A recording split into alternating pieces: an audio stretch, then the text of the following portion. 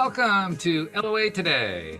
I'm Walt here with life coach Dan Mangina. Today is Thursday, September the 24th, 2020. It's 4 p.m. New York time. Wherever you are in the world, thanks for joining us for another episode of LOA Today, your daily dose of happy. And Dan's doing his little thing in the background, kind of mimicking me, but giving me a smile. Yeah, but you changed the words. Like I think you caught me copying you, so you decided to change the words a little bit so that I couldn't mime. I just mime to see if you're paying attention. That's all it is. I'm on to you, Mr. Thiessen. I'm on to you, sir. But anyway, I just wanted to talk a little bit about something that Cindie Chavez told us yesterday. She told us a really funny story. I'll try to relate it to you. And I thought, if nothing else, it would make a fun beginning for a conversation. She said, now, and this kind of came up in the context of, I don't remember exactly what it was we were talking about off the air, but somehow the topic of Star Wars came up in a conversation. And so just, one thing led to the other. Well, you recall in like the original Star Wars, or Episode 4 as they call it, where Sir Alec Guinness and as Obi-Wan Kenobi and Luke Skywalker, the two of them met, and they've now gone into Los Isis spaceport, and they're about ready to try to find Han Solo to get a spaceship and so forth, and they get stopped by the stormtroopers. For identification. These aren't the droids you're looking for. Exactly. He waves his hand, does all that stuff. We can go about our way. Exactly. Well, Cindie tells us a story, actually, about how she went to the Department of Motor Vehicles in her area shortly after she got married, because she had to change one of the documents to her married name or something like that. It was along that line. And she got up to the first window that you go to in a DMV and said, I need to get my new name on this document. And the person behind the desk said, well, you have to go to that line over there. And when you're done there, you get this piece of paper. So you go to this line over here, and then you do this. And she realized by the time she was done, she was going to be there about 2 to 3 hours. And so literally, she waved her hand in front of the person and said, I just want to get my name on this document. And the person said, oh, okay, I'll do that for you right now. That sounds like Cindie. It really just sounds like that's not the list of actions that you're looking for. And I'm thinking, how cool! Somebody actually used a Jedi Mind Trick successfully. So I just wanted to start off. Have you ever tried anything like that? I've never tried it myself, but I'm kind of curious now. To an extent, in so much as that before going into a connection, I run the slide of what I want. Yeah, sure. For it to play out the way I want it to. Yeah, well, that's basic, sure. Yeah. But just without the mind weight. I don't do that. I don't do that. You don't need to see his identification. You don't need to see my identification. I do have something. Another hand. Have you ever seen me do New Timeline? Yeah. Yeah. So it's almost a similar thing, but I'm talking to the universe instead of the person. Like, okay. I don't fancy this one. Boop. Oh, there we go. Everything's changed. Just kind of waving it away. That's cool. New Timeline. Yeah. Because I think this is kind of something. I mean, this is sort of a fanciful one because obviously it's related to popular movie, but I think this is kind of pointing in general to where we're going. I think that as time goes on and more of us learn about how to maintain our vibration, how to stay in that high vibe place and focus on appreciating even the stuff that we're not crazy about and all that kind of thing. I kind of think this is one of those things that comes along the way in some form. I'm not sure exactly what form, but I think we just get more and more control over how things work in life. Do you know what? Honestly, I think people do Jedi Mind Tricks without realizing it. Oh, why is that? Even when you look at a situation, someone says something you're not interested in, and you decide in that moment, hang on, this isn't the outcome that I fancy. I'd like something else. The waving of the hand and the speaking of the words, which is a permission slip that represents the change in direction that you've indicated you want to manifest. That's a good point. It's a permission slip for instant manifestation. Yeah. So whether the person let Cindie go to another line or said that she had to be there was a matter of what she matched in the moment. Her waving her hand and saying, I just want to change my name, was a permission slip that indicated her commitment to changing timelines to the outcome or to selecting the outcome. Up until that moment, there were a number of different things that could have been happening. Either she could have been manifesting the opportunity to create that point in time that gave us this story and the lessons that people could have for it, Or she could have been on a different vibration and changed lanes in that point. But what's important is that at that moment, the hand movement and the words that she said were a permission slip that indicated this is the life track that she's on now. This is the timeline, the trajectory that she selected. And of course, the events unfolded accordingly. So this is pretty cool because we started off kind of laughing at the whole thing. We're actually starting to lay out the initial foundation for how this thing could really work. Oh, yeah. And people are doing it, but they just might use a different permission slip. Yeah. Maybe they've got a lucky coin, or maybe they've got another ritual that they've got. The ritual might just be longer, Yeah. but effectively it does the same thing. It's what creates in three-dimensional reality the switch between this life track and trajectory and this life track and trajectory. That's it. That's a good metaphor right there, a switch, because it's almost as if you are flipping like a light switch or something. We're always flicking switches. This is the law of perpetual transmutation. We're always moving from form to non-form, form to non-form, form to non-form. And as we come back into form, on that journey from non-form to form, energy looked to us for direction of what form it's going to take.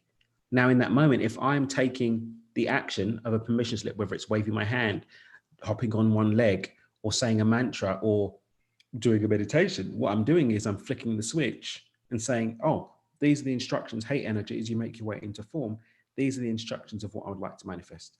And those instructions always follow perfectly. We just don't normally give it in a language that energy understands. Let's define a term there a little bit: form and non-form. Let's say specifically what you're talking about. Physical and non-physical, energy, physical. Okay. And this isn't woo-woo stuff. This is the way the universe works. Energy is pulsating in and out of form, but it does it at such a pace that we don't see it. And we have the illusion that we've got a moving image, when actually we've got a succession of flashes, which in quantum physics they call quanta, that are happening at such a pace that just like a picture book, like a flick book cartoon, or an old school movie where those slices of film were spliced together. Right. And they happen at such a pace that we've got the illusion that we're in a moving image, but we're not. We're in a series of snapshots, and each one of those snapshots is taking form according to our instruction. That's a really interesting way of describing it. And I have to admit, that's the first time I've ever heard quantum mechanics described exactly that way, but it's cool. I like that. Well, I'm not a quantum physicist, so I have to speak in layman's terms because that's the language that I speak. So taking the very, obviously we're just talking at a very surface level, quantum mechanics, there's no disrespect to the quantum physicists in the world. Oh yeah. You know, we know it goes much deeper, but in terms of what we need to understand in order to make use of it, this is what we're talking about. It's managing the instructions that we're giving to energy, quanta to quanta, as it makes its way into taking form in what we call physical reality. Well, plus also, wasn't it one of the early quantum mechanics teachers, if you will, who said that when you think you understand quantum mechanics, you really don't? Yeah, because there's so many different variations of everything. Yeah. The second that you grasped it, you actually created more than one outcome. So everybody's right. And you can get lost in the theory of it, the philosophy, the esoterics that ride on the back of it. Or we could say quantum mechanics in quantum physics. It's seeking to put quantifiable boxes around esoteric spirituality and consciousness. That's one of the things we're doing. Look at the is it the Neotic sciences that was like trying to study measuring the soul and all sorts of crazy stuff that those guys are doing. Some really crazy experiments that they're doing that are basically quantifying what we call spirit consciousness and all that groovy stuff.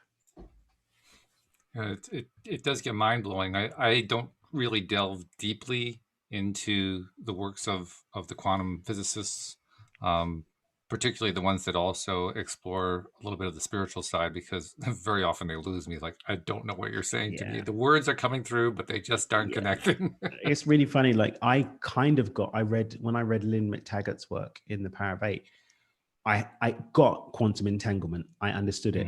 And then I was doing some research for my own sake, because I don't like to talk on things unless I know what I'm talking about. Otherwise I'll just keep my mouth shut. So I was doing some research and my head was melting.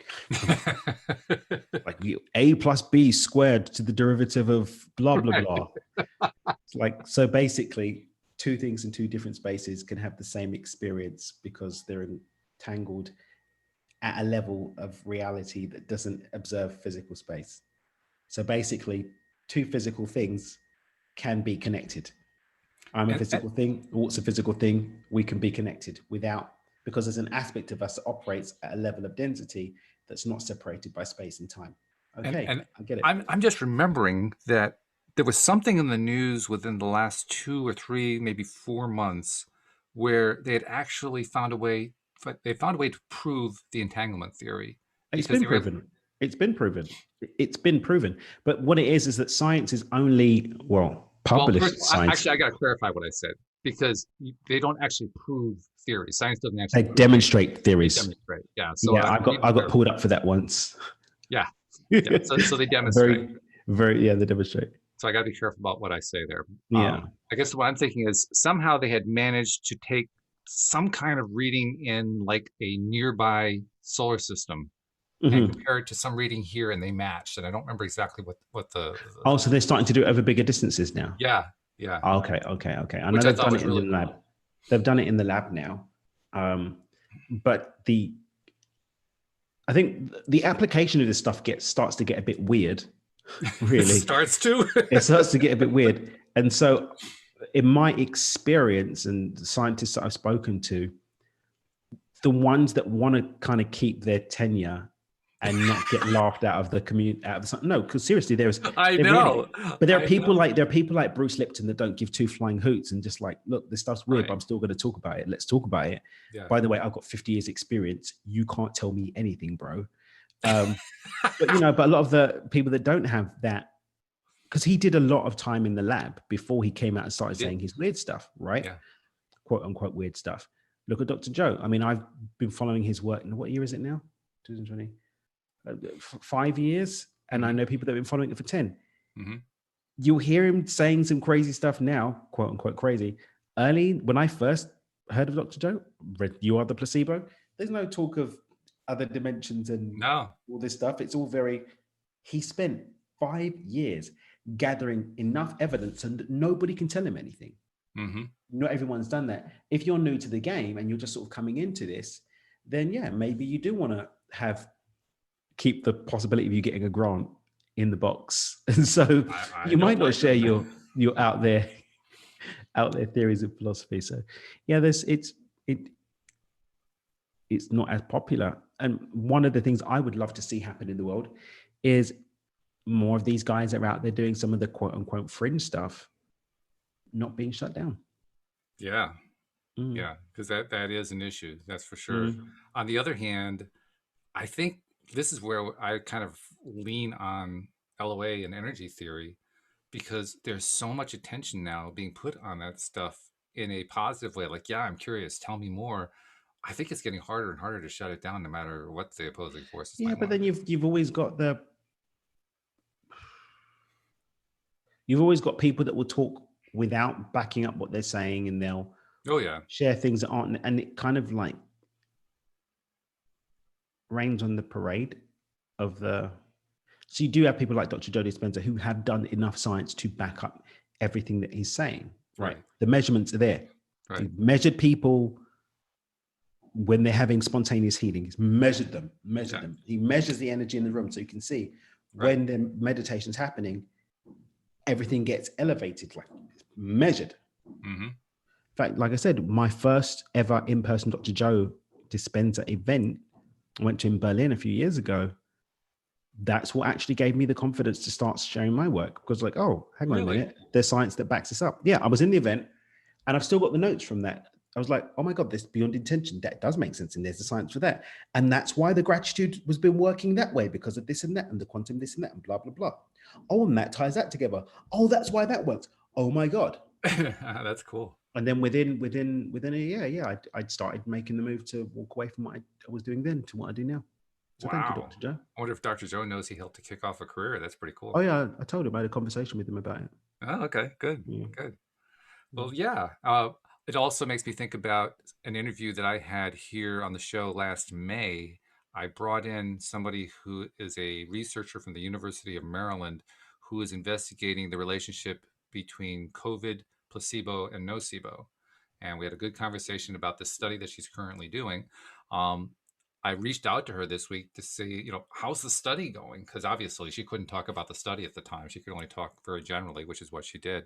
And she wrote back to say that they've finished the data collection and they've written the first round of the paper, but it's going to be another Ooh. 3 to 4 months before they have anything to share. That's how carefully they're moving with this kind of thing Yeah, for the but you reasons have that you to. just described. Yeah, Yeah. you have to.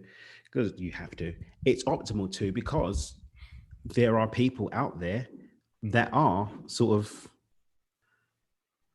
they're just sort of shooting from the hip. Yeah, this and that. And look at all these times. And I even got caught out with this. It's really funny. The woman that does helps me run my Instagram account, there was a quote that I had that was from Einstein. And it was a quote that I got from an event by a very reputable person. I took it down from the wall. And it's not even an Einstein quote. So there are Yeah. those of us that are, There are a lot of those. yeah, quoting things Yeah. and saying things that aren't correct. I remember just talking about the demonstrating versus prove. There's a woman that I know from up in Seattle, and I was there at the time, and she pulled me up. She was like, "Yeah, I was really happy for this meeting that we're going to be having today," Mhm. and she pulled out a load of stuff to basically have me get my stuff together because I'd done an event, and she wasn't happy about some of the science that I was calling science, and she had a degree in physics that I didn't know that Uh-huh. she had a degree in physics, and she broke down a lot of stuff for me, and I got so much from that time that we spent that day because Wow. it just cleaned up a couple of things. That wasn't loads of stuff. She was being a bit attention to Well, we detail, all do that though. but it was one or two things. But Yeah. the ramifications of those one or two things had wider impact, and she took me through and showed me how to clean it all up. So Really cool. we don't all have physicists in our back pocket Yeah. have us clean it up. But when you do understand the science, then the cognitive connection that you can make to the aspects of what we're talking about on this show and in other places like this, and how we can literally manifest and create our lives, goes to a different level. No There's a doubt lot of about that. power in it. Yeah. So I guess I should. It's too late to preface it. I guess I have to footnote it. I have to footnote what we've been saying and say, look, we haven't figured out this Jedi mind trick yet. This is something we're speculating about. So Yeah, any reference to science, we haven't this done is the work this is yet. theoretical. This is This is all theoretical.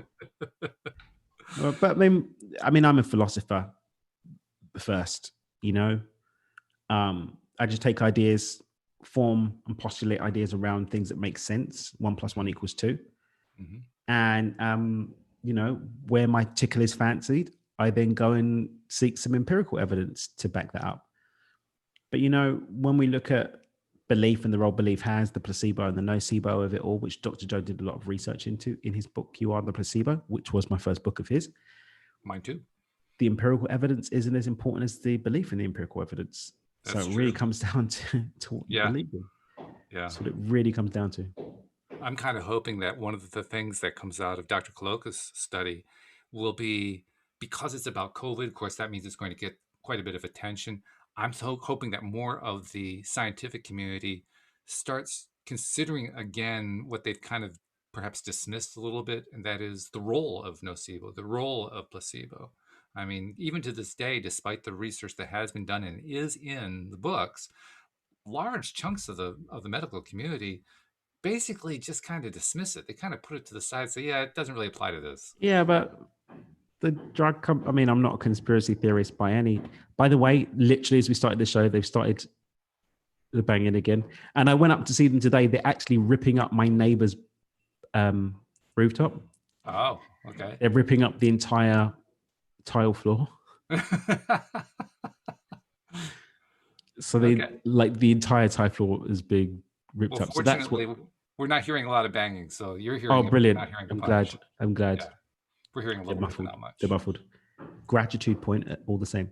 Yeah. So, again, I'm not a conspiracy theorist by No. any stretch of the imagination, but just logically speaking, the profit motive behind some industries ensuring that we are believing that drugs and medication are the only answer are real.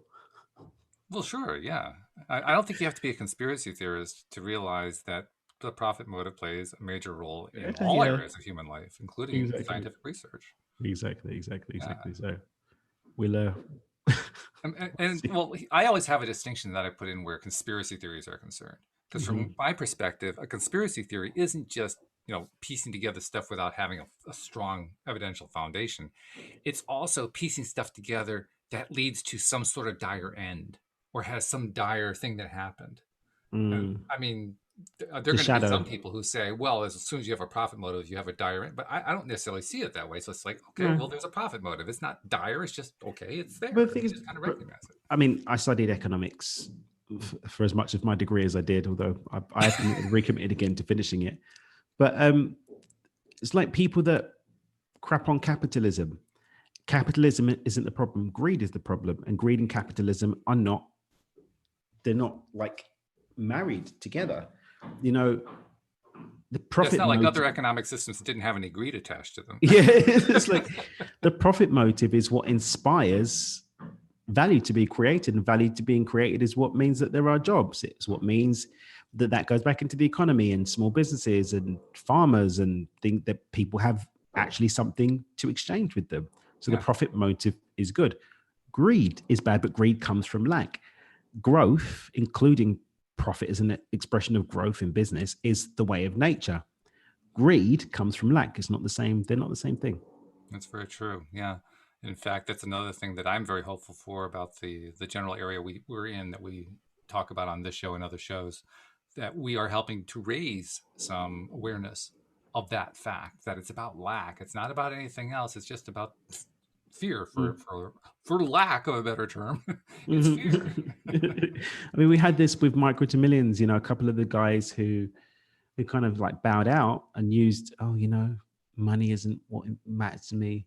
I'm more interested in raising my consciousness, so I'm not going to do this anymore. It's like, all right, bro, have fun raising your consciousness on the streets. Like,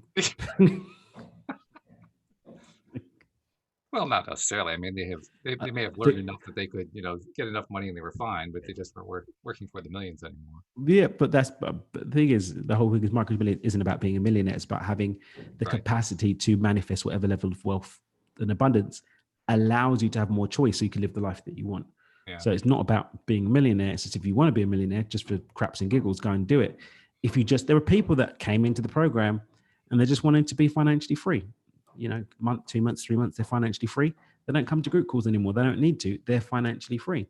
Some people, they just wanted to top up the college fund. You've made a couple $100,000. You don't need me anymore. This is what I want. Go be good. Go enjoy life. My point is, people that were like, no, I don't need money. I'm more interested in bringing around the new earth where the old paradigm of money is no longer here. Mm. It's like, all right, bro, cool. You have fun with that one.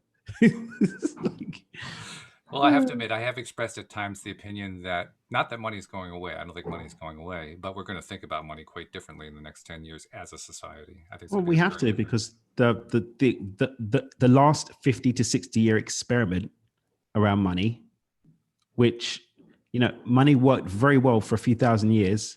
The last 50 to 60 years, they've tried it differently. Yep. And it's not working out at all. It's not working out. Let's just say it's not working out the way some people thought it wouldn't work out. Let's put it It's that not way. working out. Full stop. It's just not working out.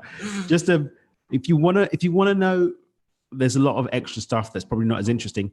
But if you want to track the last step in the evolution of money, which is really the extinction of money, read the book Aftermath by James Rickards. He breaks it down. Oh, okay.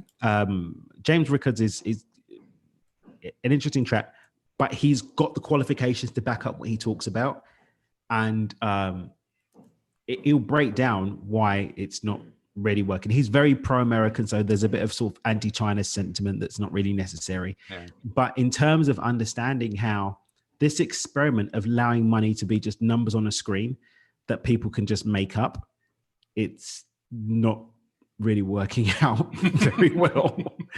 It's not working out. US dollar's been the reserve currency since the Bretton Woods thing. But at the time, there was the gold standard at the time.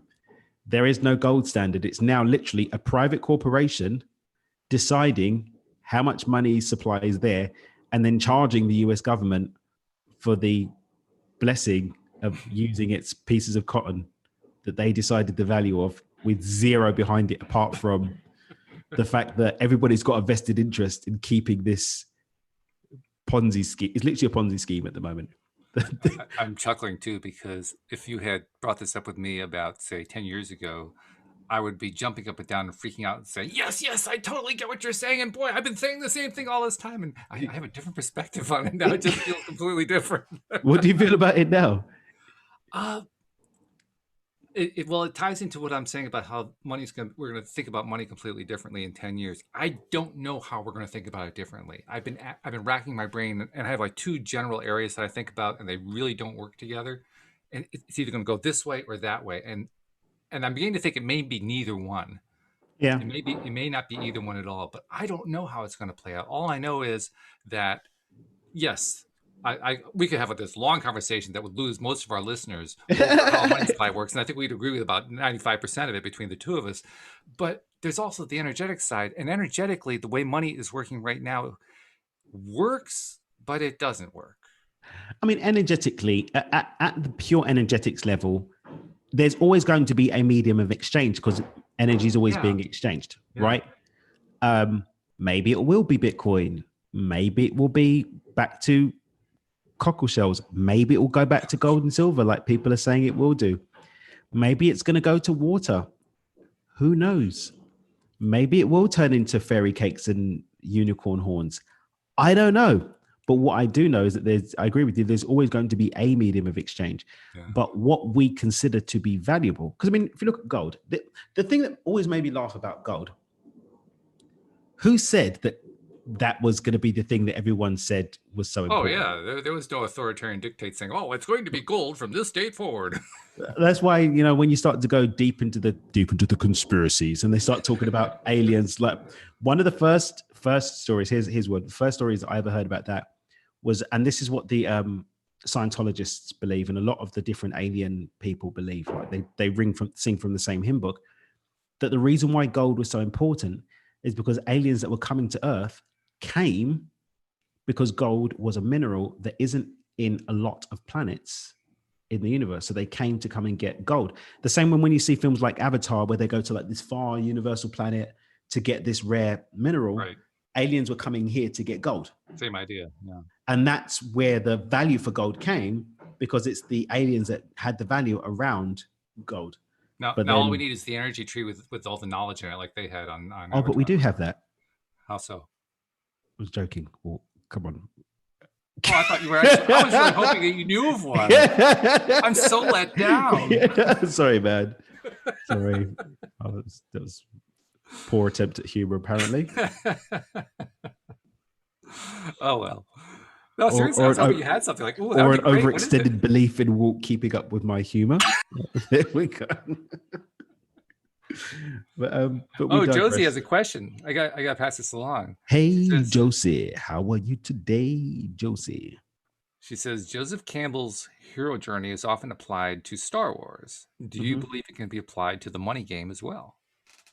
No, it's unnecessary. Stop. Stop. Just stop. Stop. Stop. Much love to you, Josie, but stop. Just take a pause. There's no need to add any philosophy or additional layers. Just follow the instructions and get some money. Apply that mastery to manifesting other things that you want. I'll mess with your mind a little bit more. Go for it. I was just kind of wildly speculating the other night as I was getting ready to go to sleep, just letting my mind kind of flow. And I was thinking, okay, well, I think I'm at like step 3 in phase 1 of the money game. Mm-hmm. What if like step 4? Are you sure? Because every time you say that, it turns out that you're like a couple of steps further. Just double checking. Let's put it this way. As far as I know, at this point in time, consciously. Assume for the sake of discussion. Okay, for the sake of discussion, we'll make that assumption for sure. And then we'll assume that I got a step 4, okay? Yeah. And step 4 actually hit the goal perfectly or just beyond.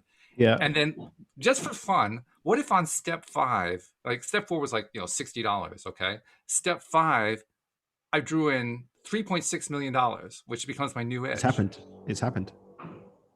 It has actually happened. Those kind of things happen. You got to remember, don't forget, when I do the money game challenge, we're only going for $10, euros, dollars, and people do tens of thousands and hundreds of dollars and thousands of dollars. They were only going for 10. So it does happen. But really, like that big number. Well, we haven't had 3.6 million or whatever you said. Well, that's what I'm thinking. Yeah, I mean, Yeah. I was putting out like way, way out there is what I was doing. I mean, look, at the end of the day, if you manage to let go of the stories that are holding you back from doing that, then it's perfectly possible. But at that point, the question becomes, have you mastered yourself enough to repeat that? Or was it something you stepped into momentarily? But that's where the game comes in again, because phase 2, where you're taking that number and you're pushing that edge out, you're developing that mastery. It's not a fluke anymore. That's your edge. You're driving it home. And then phase 3, you're reestablishing comfort with it by giving yourself a break and just manifesting back up to it. Okay, well then you're basically affirming what I was wondering was true, and that is, if you have that huge of a jump like that to a level that you've never seen before, is there enough belief in that first jump that you can actually manifest stuff in phase 2? But this is the thing. This is what it comes down to. What it comes down to was it that you had a temporary belief, or you dropped all the old stories and stepped into a new state of being? And let's assume it's the first one. The answer to that would always come down to you. So if it's the first one, then of course you're going to be stretching it. You're going to be stretching it. But you've got that expansive expression of your ability to manifest something new. And that's the part that I kept teasing myself in my mind. It's like, yeah, but you do have the experience of having manifested that 3.6 million. As much as you might not have a big belief structure there, the fact is still there. That's got to work on your mind. But this is where again the micro shifting is so important, because the smaller steps are more repeatable because they're just beyond the realm of where you are. It's easier to hold them. Lottery winners, they won at the money game. That's what happened. That's true. They won at the money game. They weren't playing the money game, but they were playing the money game, and they won, and that's why they have the millions. But then 90% of them go back to exactly where they were within 5 years, because playing the money game and living the money game are two different things. They are, yeah. So that's why I was wondering, okay, well, how would I want to handle that edge? How would I feel at that point? And I guess you're right. It depends on what my state was getting there. Was it an actual shift, or was it just like I fell out of step for a moment? And again, this is where, the difference between someone, I mean, I give away a lot of free stuff, but there is a difference between doing a challenge or whatever, reading a book and working with me. Because if I was working with you, then what would happen is we'd map out your next steps for phase 2 according to you. Yeah. So maybe we'd go for 10% of that, 300 grand. Well, that's true. I mean, you've got the 3.6 million in the bank. You're going to take, a few thousand of that and pay Dan. Okay, Dan, how do I get to the next? So yeah, we would, but again, I don't like to say this I don't like to give the variations out in the public, because people then start freestyling. And so, yeah, well, I'm my own shaman. I know this. I don't do your own thing, but there's something to be said to following a formula. Yeah. For someone that's like thousands of times, we've got thousands of instances of this working according to people just following the instructions. Like, there's a pattern here.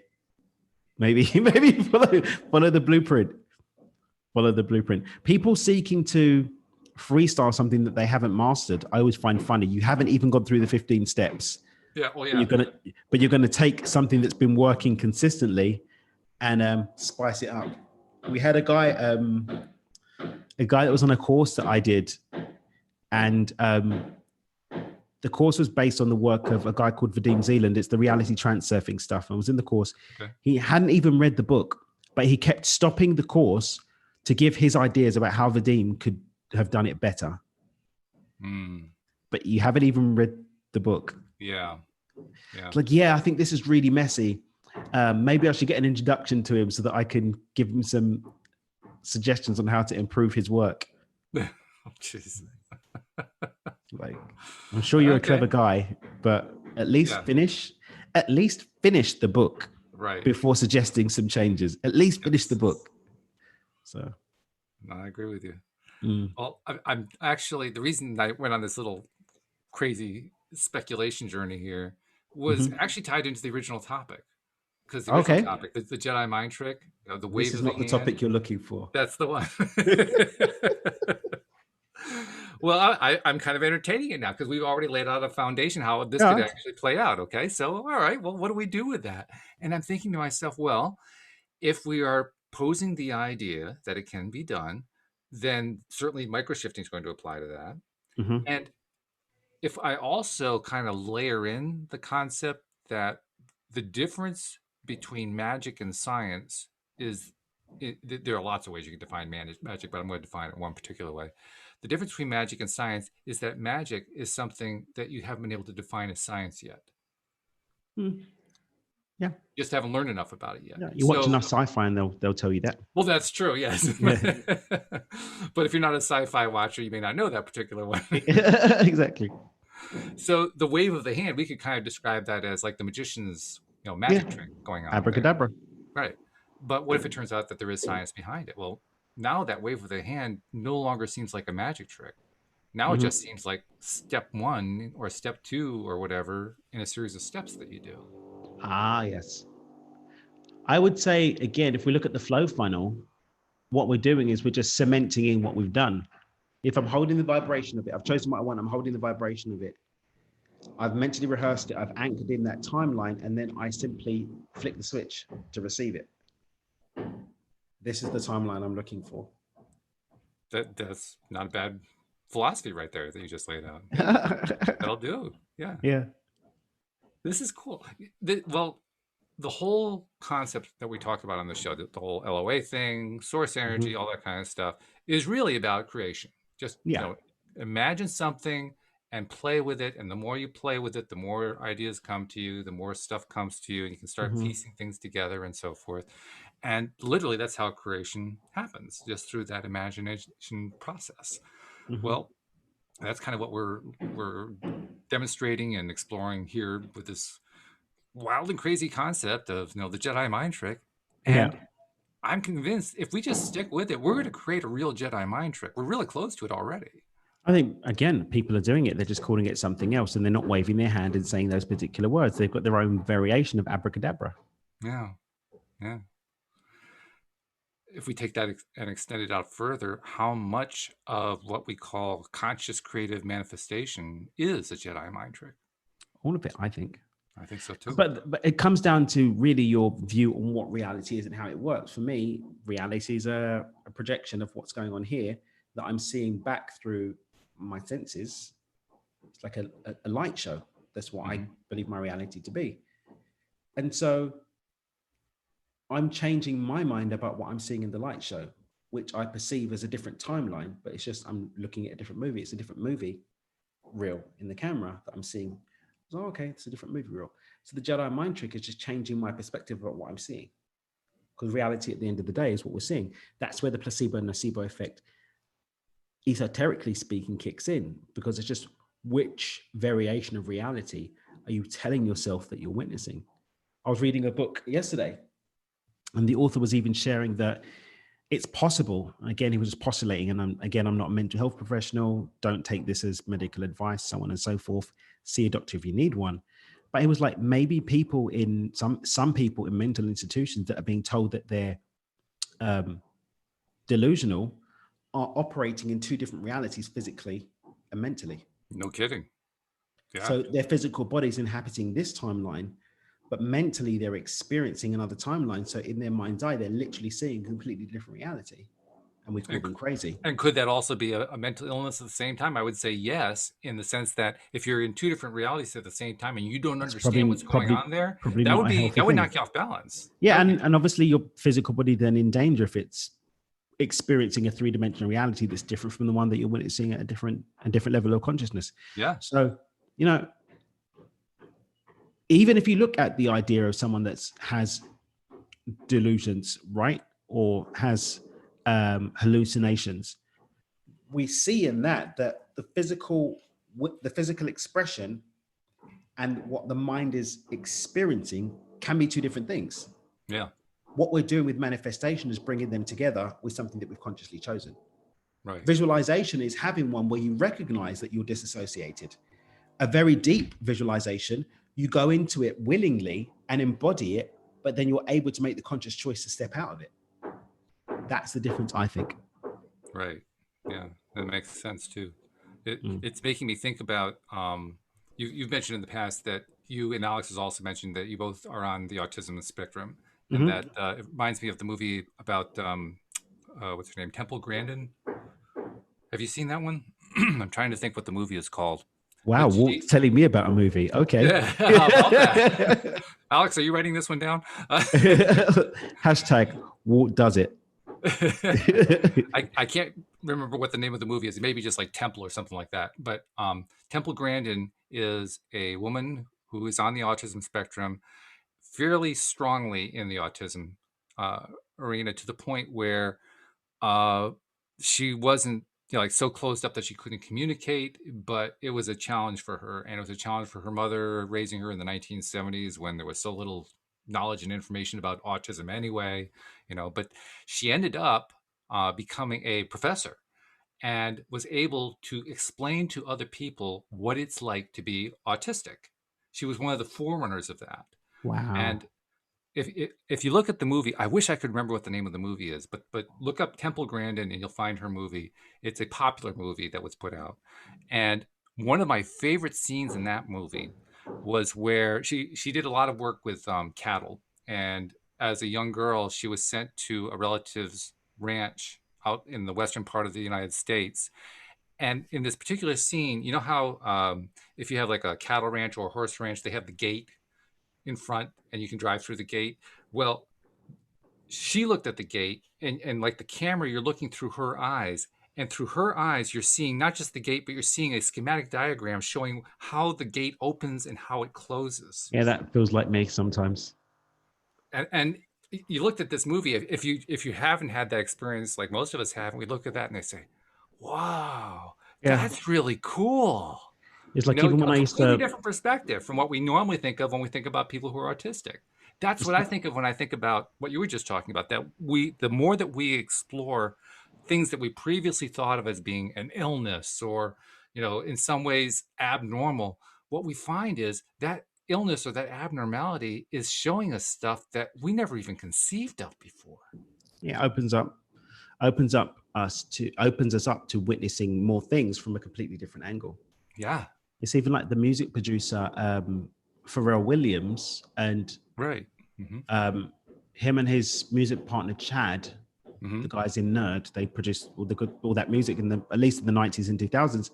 He said that when he makes music, he sees colors in the sky. Really? So he sees colors and he brings the colors together to make the sound. And I have a not too dissimilar experience when I make music. It's like I can feel the sounds of it, and then I pick an instrument and I bring that sound through, having heard it. Or even when I was making a cappella music, it was exactly the same thing. It wasn't like I saw people going through this really strategic synthetic process of this chord and making a song this way, but I literally had a whole song that I could taste, feel, and touch that I embodied through an instrument. It's a really weird experience. Yeah.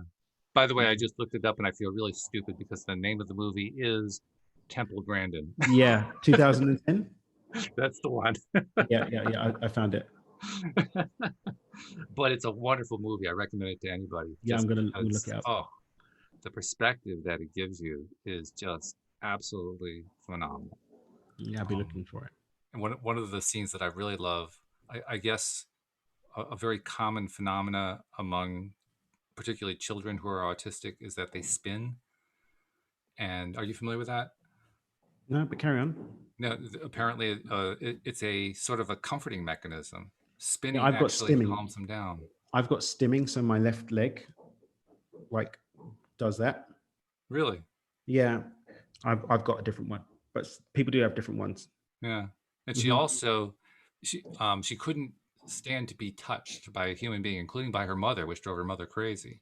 Yeah, I've got a weird thing about being touched by strangers. My touching thing has got a bit better, but I can't be touched by strangers on the street. Like walking down the street, I literally jump out of the way of even rubbing shoulders with Wow, strangers. really? Yeah, Okay. I've got a lot better with it and able to take it bit more, but I've been really bad with it.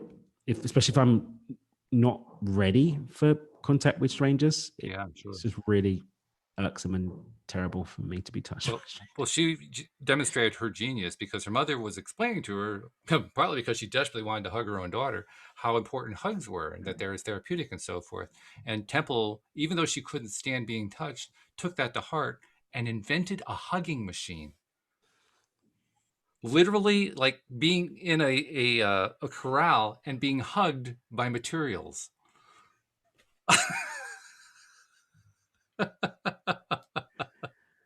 Okay. I mean, the lady's brilliant. That's all there is to it.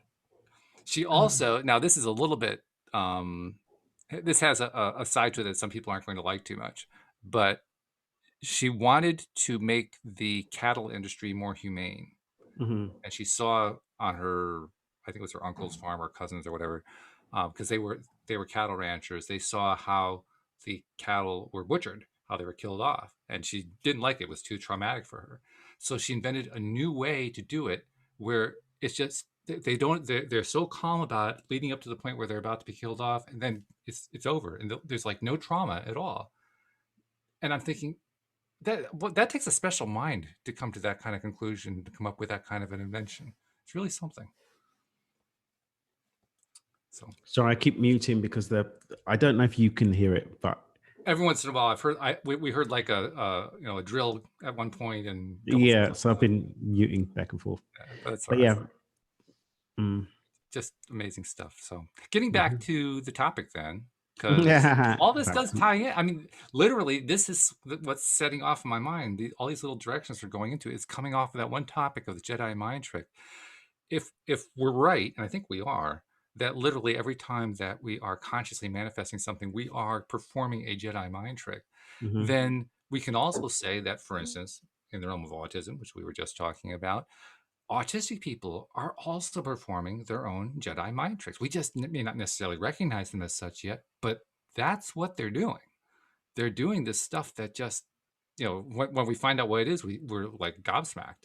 Just, you I know, mean, and the thing that's so magical about, especially people that are deeper onto the autistic spectrum, we don't know what's going on because the capacity to translate it isn't there. yes. And that fascinates me all the more Hmm. about what could be going on. My friend Diane um, had a meditation where she saw her non-verbal son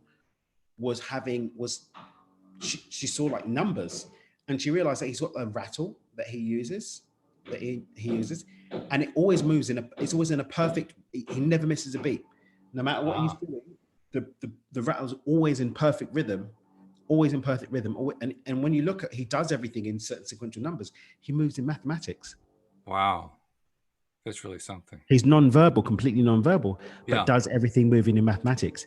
And his energy is just so beautiful to be around. Like, really.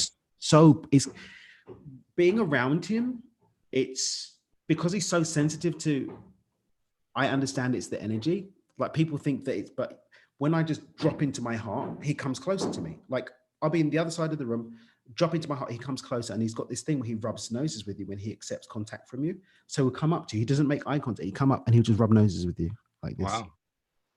And whenever I dropped into my heart, he'd come and rub noses with me. It was mind-boggling Yeah. how magical he is. But he can't talk about it because he's non-verbal. I'm also reminded of a co-host who was on the show a few years ago. Her name was Wendy Dillard. She was on with me for about a year, and she had a friend, and actually at one point it was also her roommate, who was one of these people who could see energy Mm, literally all the time, mm. and took her many years to finally realize that other people don't see energy. And it was kind of mind blowing to her. Like, what do you mean you don't see this? Everybody sees this, right? Yeah. No, that's bonkers. That's bonkers. So I'm imagining, well, okay, if you can see energy, it probably means over time you kind of play with it. And you kind of learn, what you can do with it And and you, so forth. you can So learn to see there's it. another way you're doing a Jedi mind trick. You're just kind of playing with that energy. And you can learn. I mean, I learned to see energy. I don't see it all the time, but I can tune in and see the You really energy. can. Okay. Yeah, I can see the energy resonance. It's really weird because it's not so much seeing because you're not using your eyes, but you can see it. Like, I can see the body on something. It's Okay. really fun. Um, It's really, really fun, especially when you see, when you start getting evidence and consistently get evidence that you're not Mm, seeing things, that it's real, and you're not making it up in your head. It's right. cool. I have to ask, is that something that you started to see when you started to do your projections, your astral projections and so forth? That's another. Just not tied in at all. Yeah, to some extent, but it's another. It's another. That's another journey. Okay. That whole chapter of my life has been really, when you're given a complete random stranger just their name, and then you allow yourself to sit with what comes up and create a construct within which to gather information about that person, and then it turns out to be real. That will freak you out. Mm, Even down to, I remember I did one once, and was getting all this stuff, and I kept mentioning girlfriend, and it felt uncomfortable to say girlfriend. I said, I think he's gay. Is he gay? And I was right. uh-huh. I felt uncomfortable saying girlfriend or wife, blah blah blah. And it was like, yeah, I feel like this guy's, is he gay? And I was right. So it was not a feel good feeling. It was an uncomfortable feeling. Well, no, when I said, just when there was a whole, I mean, I was doing this thing for about an hour or something like that. But when I was making reference to him in relationship, I initially been saying girlfriend or wife, or can't remember what I said. And then, but that didn't feel right. And so I said, you know, I really don't feel right saying that. Can I ask something? Is he gay? I was like, yeah. She was like, yeah, he's gay. Oh, wow. And then when I said his husband, it felt right. Like you can viscerally feel in your body when you're on the ball and when you're not. See, I can appreciate that in reverse because I'm getting better at it now. But what they call gaydar, I used to have none of it, none whatsoever. And when Louise and I were involved in creating an alternative school in the Hartford, Connecticut area, which eventually did open a year to the day actually after 9/11, and stayed open for many years. Uh, what I learned after one of our prep meetings, this was before we opened the school, was there were like, I don't know, half dozen of us would sit around the table and we are planning things out and so forth. And after that meeting, Louise and I were talking, and there was one person we were having trouble with. That's why we were having the conversation. She said, you do realize that we're the only straight people in that room, right? I said, what are you talking about? I was in a room full of gay people and I didn't know it. One of the things I do love about the way the world is opening up a little bit more now is, I think, for me personally, against personal opinion, the whole term gaydar Hmm. was when there was a stereotypical idea of what someone was going to present as when being homosexual. Yeah, but that Whereas was now, lost on me too. It didn't work. It just but now as more people are kind of just being allowed to be what they want to be without judgment, more people that you wouldn't traditionally associate with a particular sexual orientation are just expressing themselves and being who they are. So we're right. getting a lot more of a mix up in the box of what you would say is traditionally someone's this or someone's that. And I Yeah, think yeah, that's that's great true. personally. Yeah, that's Yeah. very true. Which just confuses things for somebody like me because I never Well, got yeah, because you confused in just the you first didn't place. know. Like, okay, hey, whatever, just go. Yeah, I don't know. yeah, yeah, it's hilarious. Although I have to admit that as time has gone on, I do find myself tapping in more. I don't claim to be able to see energy like you can, or like Wendy's friend could, or that sort of thing. I don't claim to have psychic abilities like Rita has or Linda has, but I'm at least a little bit more receptive now to when they say, "Stop saying that. You do have it. Stop saying that. You actually do. You're better at this than you're saying. Come on." Well, I mean, the person that taught me about really starting to unlock my access to stuff is that everybody's got something. It may not be to the same degree and it may not be through the same inlet, but everybody has something. And I think that's really what I'm recognizing, that I am gaining more of a, I wouldn't know how to describe it, just a sense about stuff that I didn't really notice before. And it's not like it's anything that I've been able to harness in any way. I just am aware of it. It probably, almost certainly, is influencing the way I think about things, the way I think about people, the way I interact with them on some subconscious level. I'm not really aware of how I'm doing it, but it's got to be affecting me in some way. And I think it's for the positive. I think it's for the good. Brilliant. Well, I Yeah. mean, where the energy that we bathe ourselves in is going to have some effect no matter what. Yeah. The outcome of what's happening in our world. So yeah, I definitely say Well, that put it makes this way, I've actually gotten to the point now where I could do a show where I talk about, wouldn't it be cool if we could do a Jedi Mind Trick, and all of a sudden now we're talking about how we do Jedi Mind Trick. That's how far. I mean, 10 years ago, forget it. That conversation wasn't happening. You know? definitely, definitely a few quantum leaps there. Just a few. Yeah. Yeah. Yeah. So it's all good. It's all good. Um, we have a few minutes left, and I want to make sure I get our promotional messages in there. So Yeah. first of all, make sure that you are using the LOA Today app. I haven't put an update out lately because I'm still dealing with some issues that people have reported, but there will be another one coming out. But still, it plays, it works, everything's on there, and you want to take advantage of having the money game on there and having Dan's audiobook Beyond Intention and having Cindie Chavez's. We did the first 7 chapters of Cindie Chavez's book yesterday, The Lovely Magician's Guide to Soulmate Success, and Linda Armstrong's High Vibe Living, and more stuff coming too. We have a meditation from David Strickland that's going to be added very soon. So it's all coming, but you want to make sure you have the app so you'll get the updates. They happen automatically. And more importantly, make sure that you're sharing the app with others. We are, by the way, seeing that people are sharing because the numbers, the listenership is up. We are actually on pace for a record month right now. And since the beginning of the podcast, we just surpassed a grand total of 300,000 plays of our episodes. So it's definitely growing and growing and growing. And that's all thanks to you guys, because even before the app, you were sharing. Now with the app, you're also sharing. So I guess my message is to those of you who haven't shared yet, like, what are you waiting for? Just a hint, just saying.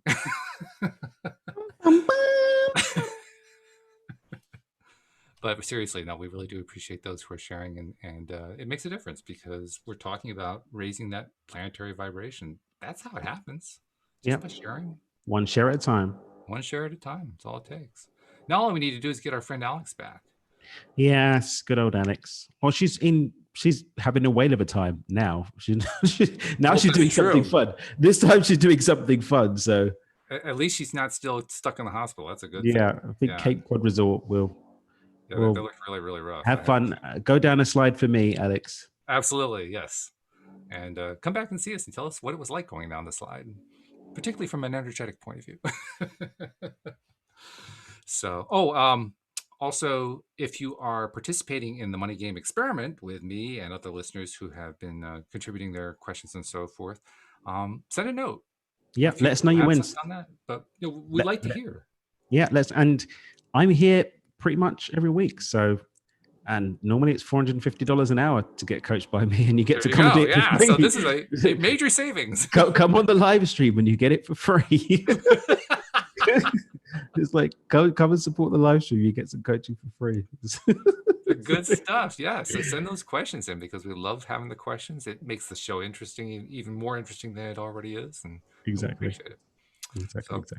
Good stuff. All right, Daniel. Well, then I'm looking forward to having our next conversation with the stream of David next Tuesday. That's going to be cool. You were just telling me beforehand that you just finished another podcast with him, and it was really, really cool. I don't remember. Yeah, he's a cool cat. I love David. He's just such a cool cat. He really is. Yeah. And he is exploring the nether reaches of the edge, so to speak. Yeah. He was talking on Tuesday about all the success he's had on TikTok, which of course is apropos considering TikTok's been in the news. Yeah, so I've got it on my to-do list to sit and actually. I remembered I've actually got an account, so I've got my username on TikTok. I just need to make some content for TikTok. I actually did set up TikTok on my app, on my phone rather, and play with it for a little bit, but I didn't really figure out how to interact with it. The best I could do was go to the next video, and that was it. I haven't figured out anything else yet. My stepdaughter Ariana, being 4 even, is a TikTok expert, and so she'll give you a tutorial. Oh, okay, good. Well, yeah, it's always good to have an expert around. That's what I say. There's never a 12-year-old around when you really need one. But good stuff. Beautiful. So thank you very much, Daniel. Thank you to our live streamers, and especially thank you to our podcast listeners as well. We'll see you all next time here on LOA Today. Goodbye, everybody.